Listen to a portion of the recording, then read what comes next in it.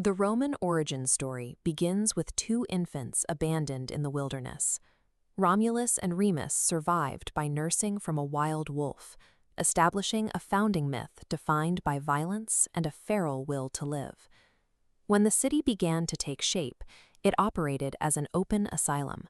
To build a population, early Rome welcomed the marginalized, runaway slaves, exiles, debtors, and criminals who had everything to gain and nothing to lose. The defining historical trauma arrived in 390 BC. Gaulish invaders from the north breached the city, looted the streets, and burned the buildings. The Gauls only agreed to leave after the Romans handed over a massive ransom in gold. This humiliation hardwired a new operating system into the Roman psyche. They concluded that diplomacy was a liability, and that the only way to guarantee the city's safety was to ensure no neighbor remained strong enough to threaten it. Driven by this survival instinct, the Roman Republic began pushing outward. They flattened local Latin tribes, absorbed Greek colonies to the south, and kept expanding their borders to build a heavily armed buffer zone around their capital. Eventually, this expansion collided with Carthage, a wealthy naval superpower across the Mediterranean. Rome responded by reverse engineering Carthaginian ships to build their own fleet.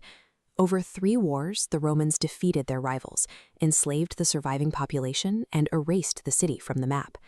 Taking new territories provided an influx of looted wealth and enslaved labor, which the Roman economy now required just to function. War was no longer a tool of defense, it was a necessary economic engine. By destroying their only real geopolitical rival, the Romans unleashed a military juggernaut. But this apparatus of war was so vast and so profitable that it began creating internal pressures the Republic could not manage.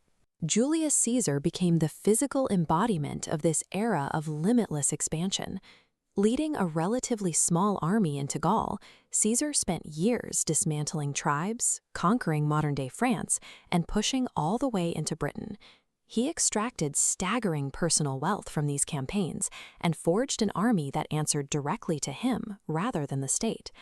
The Roman Senate watched Caesar collect political titles and realized he held more leverage than the law.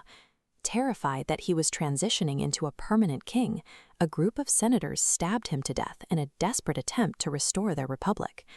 The assassination backfired. The public, who benefited from Caesar's grain subsidies and tax cuts, revolted against the Senate. Instead of order, the assassination ignited a continental civil war. The republic was witnessing a structural collapse. Its reliance on constant war had created a cycle where the state's survival depended on generals who now possessed more wealth and more loyal soldiers than the government they supposedly served. Out of the Civil War emerged Caesar's adopted heir, Augustus. He recognized that for Rome to survive, it had to stop expanding and start stabilizing. Augustus's masterstroke was the military. He converted temporary militias, loyal to warlords, into a professional standing army funded directly by the state.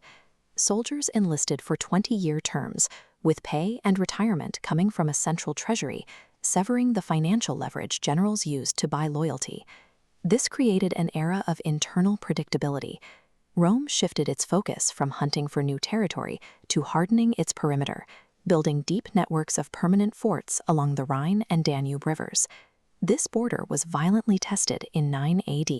A Germanic leader named Arminius, who had been trained in the Roman military, used his knowledge of Roman tactics to lure 3 legions into the Teutoburg Forest.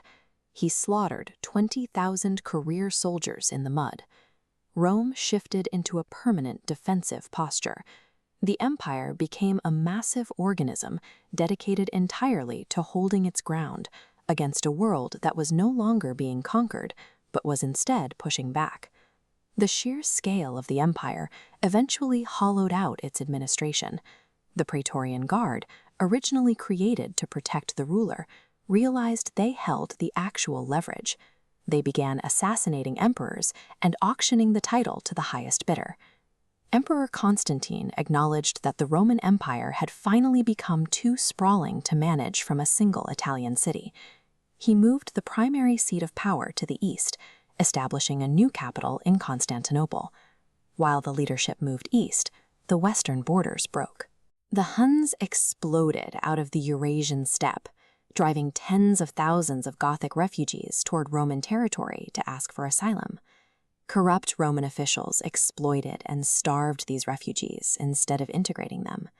This broke Rome's ancient mechanism of cultural assimilation, turning the Goths into an armed rebellion inside the empire's own borders.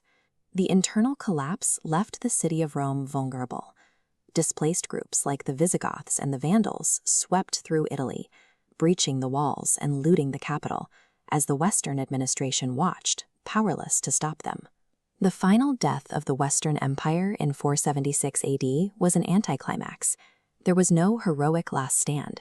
A Germanic commander walked up to the teenage emperor, a boy named Romulus Augustulus, and told him it was time to step down.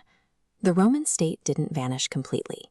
The eastern half, the Byzantine Empire, used its wealth and defenses to survive for another 1,000 years, maintaining the laws and titles of Rome until the mid-15th century. Even after the borders dissolved, Rome left behind a bureaucratic ghost. Its legal codes, its enduring infrastructure, and its cultural influence remained in place to govern the development of the modern world. The history of Rome remains a masterclass in the limits of human ambition. They engineered an engine of survival so efficient that it eventually collapsed under the sheer logistical weight of holding the entire world together.